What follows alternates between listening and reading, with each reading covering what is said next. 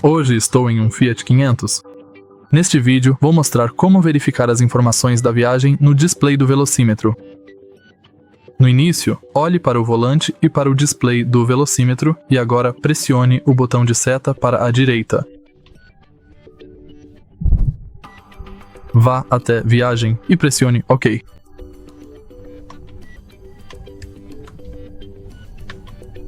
Você pode navegar pelas informações da viagem usando as setas para cima e para baixo. Então, temos viagem A e viagem B.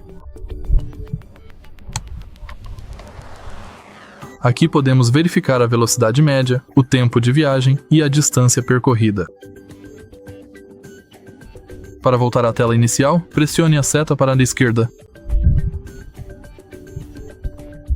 Se você achou este vídeo útil, por favor, deixe seu like, comente e se inscreva no canal.